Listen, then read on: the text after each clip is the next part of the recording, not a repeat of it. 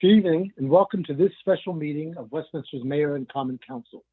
During the public health crisis, we will be conducting our meetings remotely, and they will be available and streamed live on the city's Facebook page, as well as the Community Media Center. We'll begin as we do every meeting with the pledge to the flag, followed by a moment of silence. Please join me in the pledge. I pledge allegiance to the flag of the United States of America, and to the republic for which it stands, one nation, under God, indivisible, with liberty and justice for all.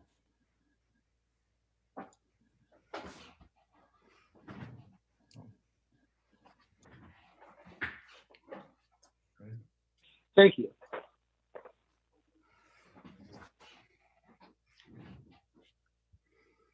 Copies of tonight's agenda and the entire information packet that the council will be using are available online on the city's website for anyone who would like to follow along. The first item on the agenda is a public hearing. Under our rules, those are conducted by the mayor, so I will now ask the mayor to conduct the hearing. Mr. Mayor, please go ahead.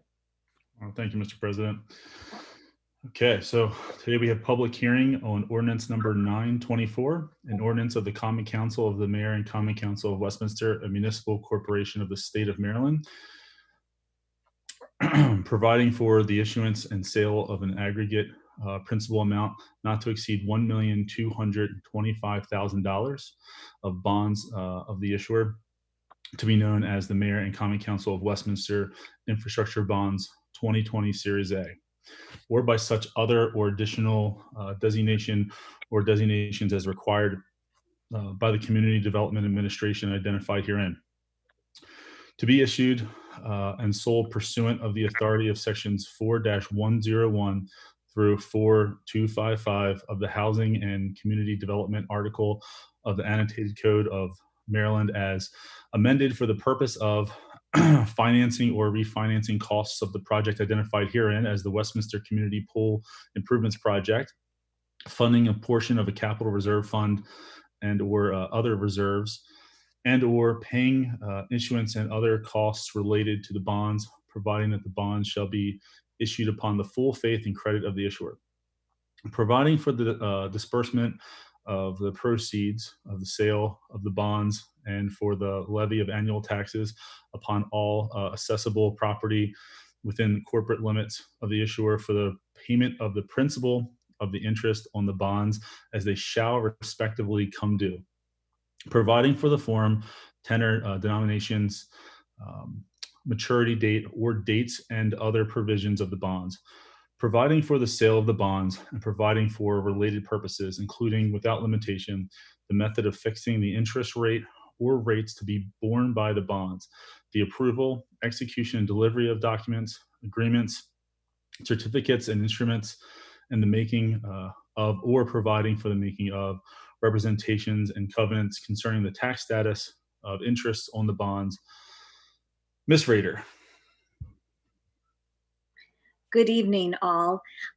This public hearing was published in the notice of the public hearing was published in the Carroll County Times on June 18th, and the public was given two options to participate in the public hearing.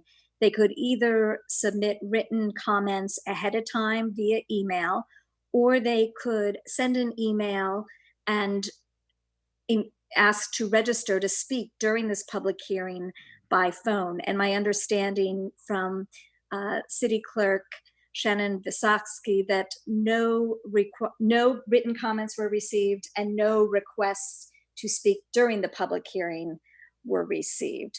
That is and correct. So because I gave you just a very detailed overview of the ordinance at the June 8th meeting before it was introduced, if you would like, I can give you just a very quick synopsis of the ordinance, or I can just entertain any questions that the Mayor and Common Council may have.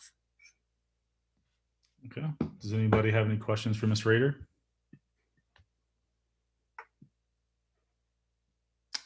Okay.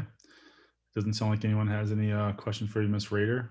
We did not, again, confirm we did not receive any comments or requests to comment for this.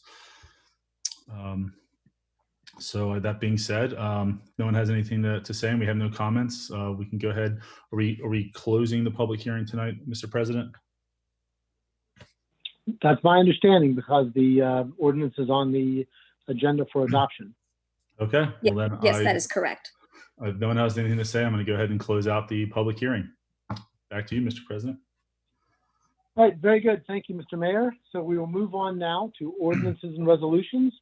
The first first item is adoption of ordinance number 924, an ordinance of the Common Council of the Mayor and Common Council of Westminster, a municipal corporation of the state of Maryland, the issuer, providing for the issuance and sale of an aggregate principal amount not to exceed $1,225,000 of bonds of the issuer, to be known as the Mayor and Common Council of Westminster Infrastructure Bonds 2020 Series A, or by such other or additional designation or designations as required by the Community Development Administration identified herein.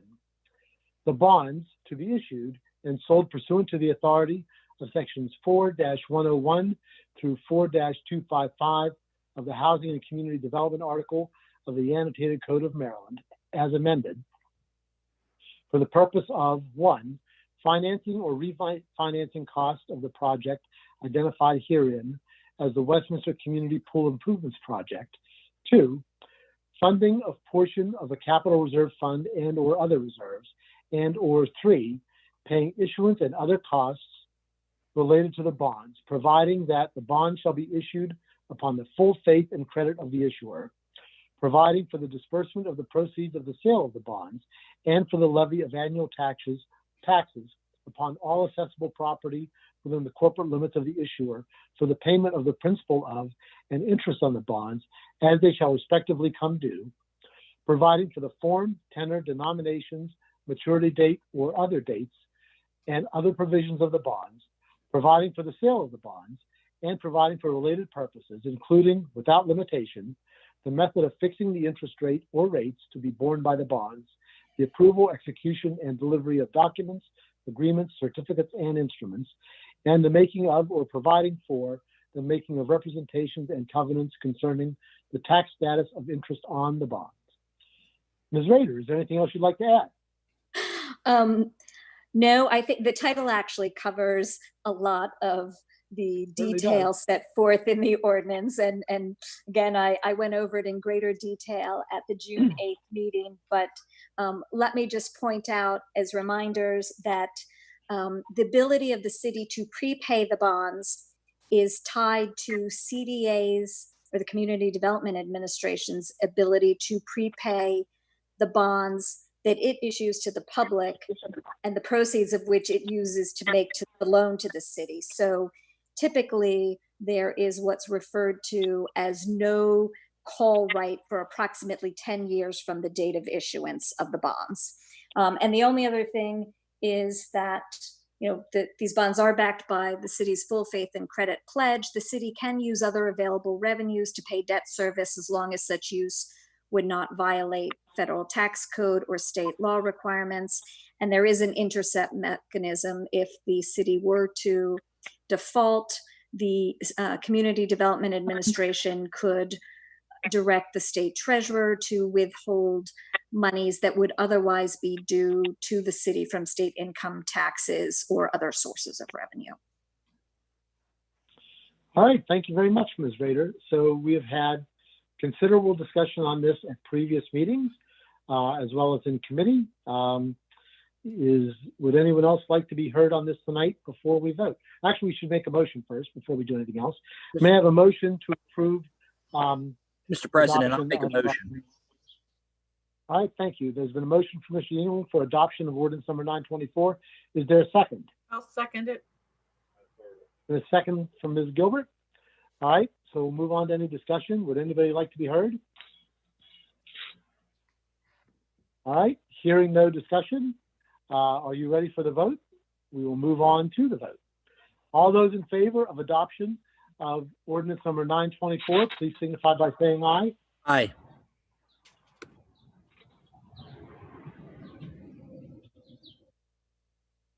And I think some people are muted if they'd like to actually Aye. unmute and vote.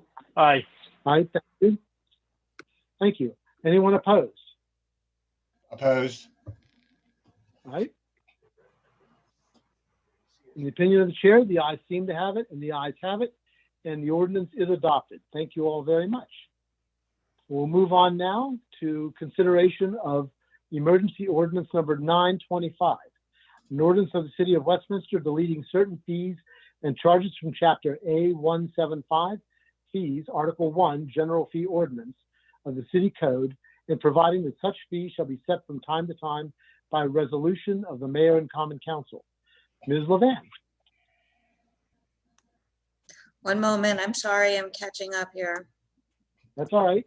In the meantime, she's already left us, but please give our thanks to Ms. Rader for all of her assistance on the bond ordinance. We appreciate her help.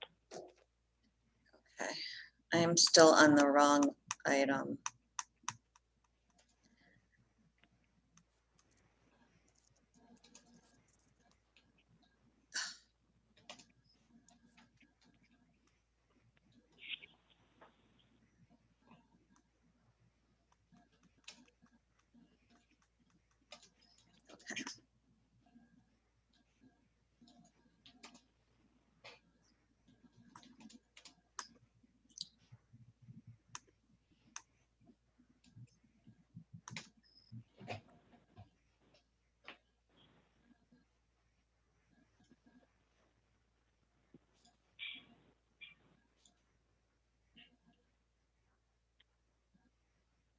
Ms. Levan, you're muted right now.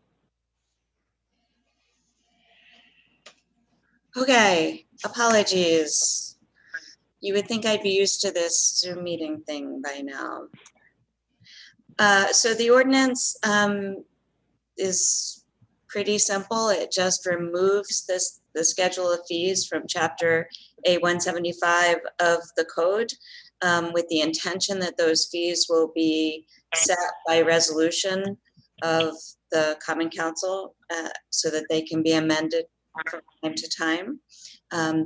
Remaining in the code will be the fees for water and sewer in chapters 124 and 160 of the code, the utility fees. And it provides that wherever the code makes reference to the general fee ordinance, it shall be deemed to reference the general fee schedule, which is also on your agenda for this evening. All right.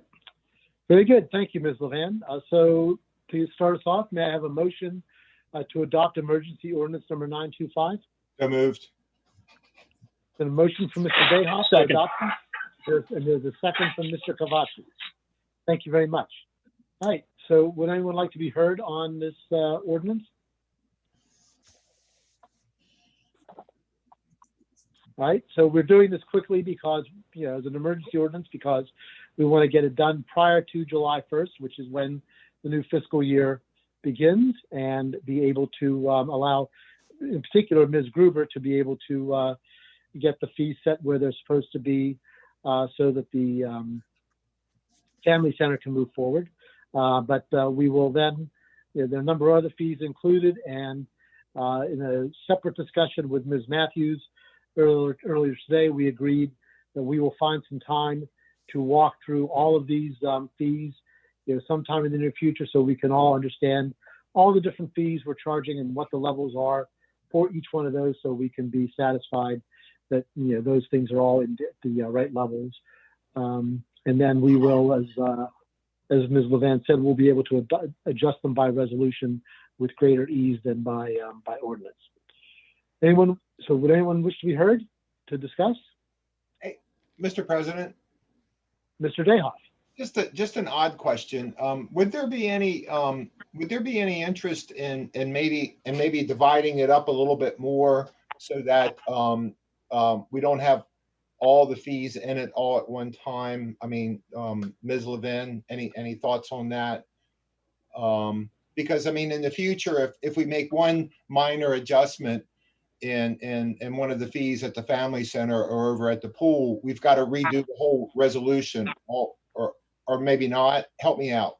So I'm thinking that you won't, I mean, you'll have a new resolution introduced, but we won't have to do the whole Okay, exhibit again, you'll just put in the body of the resolution, you're changing X fee that's to, just the you know, one fee. Okay, from, you know, this number to that number. And then my vision is that staff will maintain a spreadsheet of your fees and they'll just correct it after the adoption of the resolution. okay.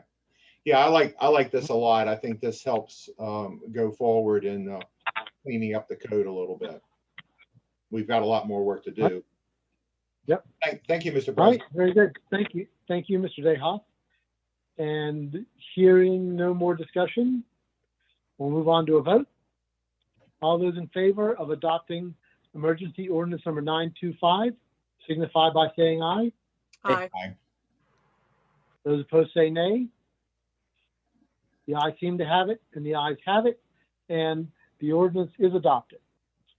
Thank you. We'll move on now to adoption of resolution number 20-04, a resolution of the Mayor and Common Council of Westminster approving a general fee schedule for governmental and proprietary functions of the city, accepting utility charges and including fines for violations of the city's various laws and regulations to be effective July 1st, 2020. Ms. Levan. Yes, so this is in fact the resolution that will now incorporate the fees that you just took out of the code. These fees are for the most part, at this point, continuing the fees that are in the code, anticipating that you will want to, as I think you mentioned earlier, go through them individually and make sure that they're up to date, because I'm not sure that they have all been addressed in some time. The changes that are made here, I think, are shown in red in the attachment in your package, and they are primarily changes to the fees charged for in the Rec and Parks Department, for the Family Center, for the pool, and for some other items. I also changed the return check fee, because it was the number you had in the code exceeded what you're allowed to charge by law.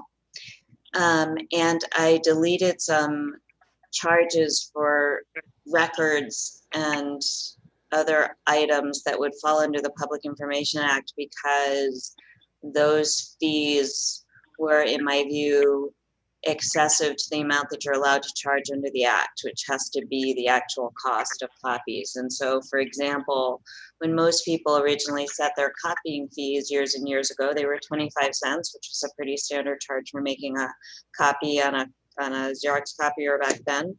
But copies now cost less than 5 cents. And so we've adjusted that. And, you know, the police department was charging $5 for an accident report and $25 for police report, and those fees don't reflect the actual cost of copying those records. So I made some changes and deletions with respect to the fees for the production of documents and records. All right, very good. Thank you very much, Ms. Levan. May I have a motion to adopt the resolution? So moved. Been a Second. motion from Mr. Dehoff and a second from Mr. Yingling, I think. Any discussion on the resolution? All right, if not, if you're ready for the vote, we will move on to the vote. All those in favor of adopting resolution number 20-04, please signify by saying aye. Aye. Aye. Those opposed say nay. The opinion of the chair, the ayes seem to have it, and the ayes have it, and the resolution is adopted. Thank you all very much. We have no unfinished business of which the chair is aware. Under new business, the only new business of which I'm aware, which is not listed, is actually a letter that was passed on to us from the mayor, which I wanted to raise for the council's attention. It was a request from the Boys and Girls Club of Westminster requesting consideration of a grant in the amount of $9,206.78, very precise, and for a recovery and new expenditures related to COVID-19. Principally, this is having to do with the Boys and Girls Club serving a number of young people here in Westminster for youth to return this summer and being able to conduct activities over the course of the summer.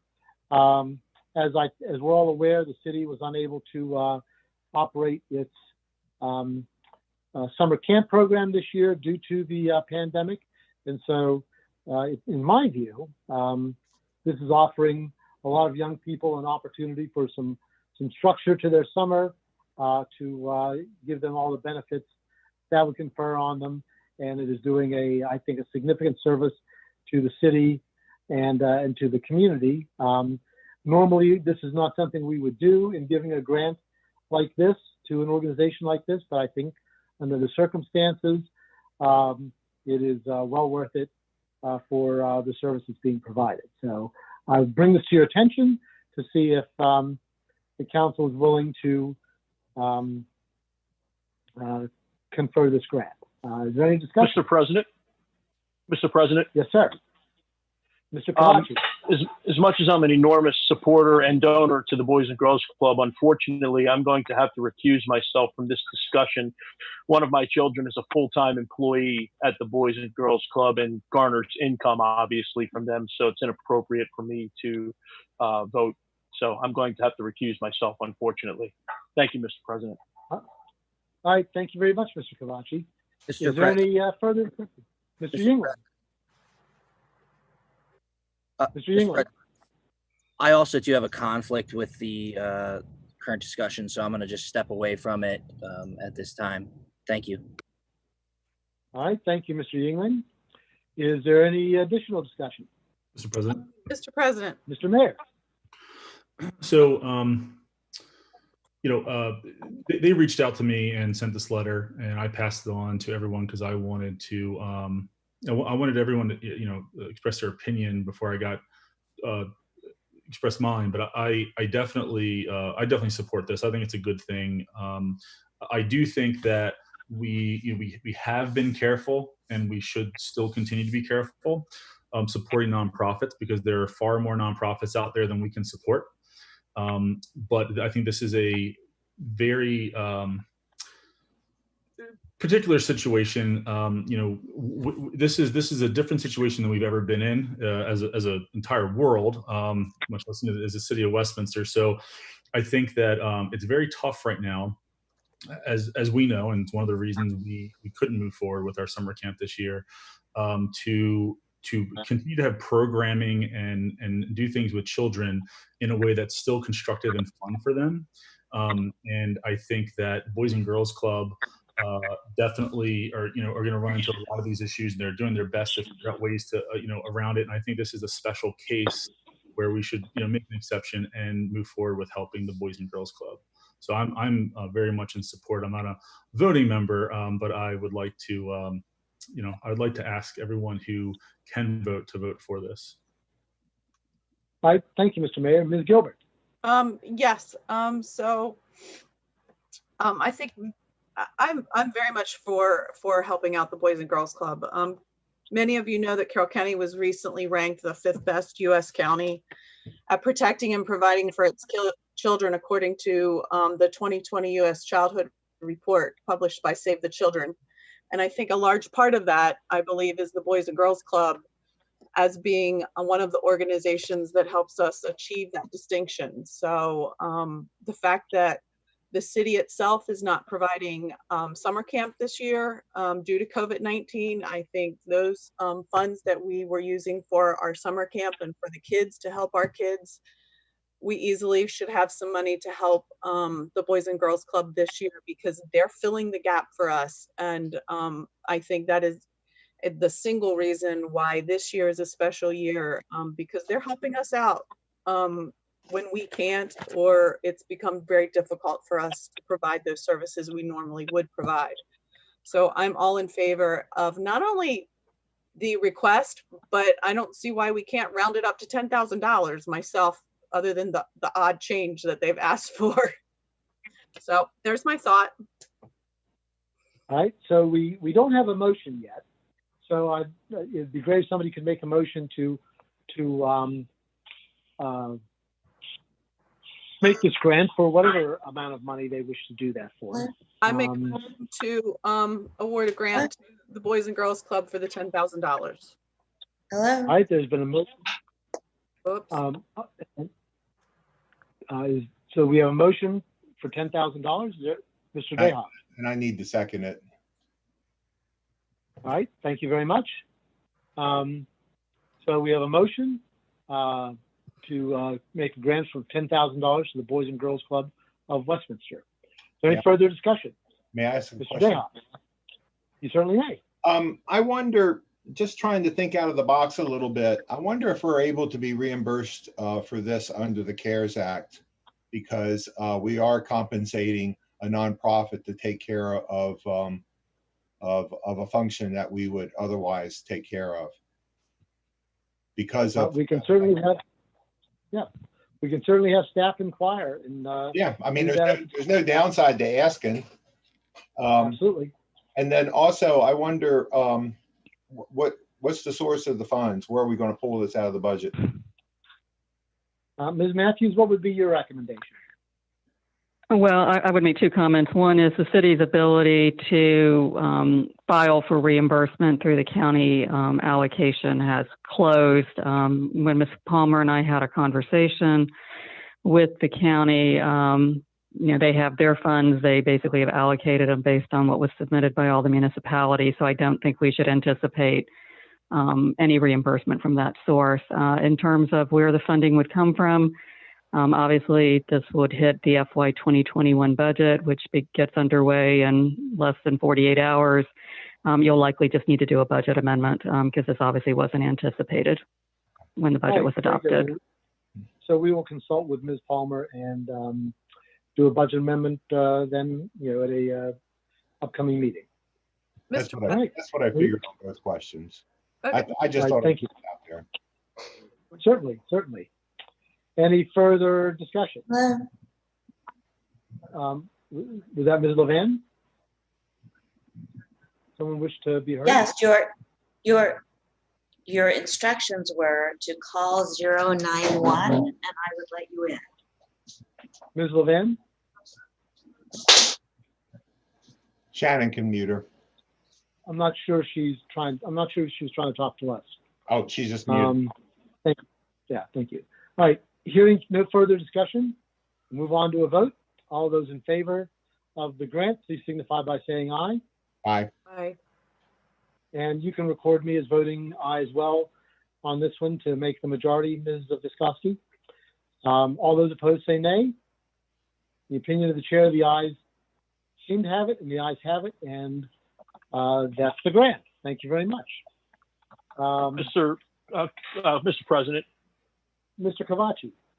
Mr. Viscoski, can you please ensure that Councilman Yingling and myself are recorded as abstaining from the vote, please?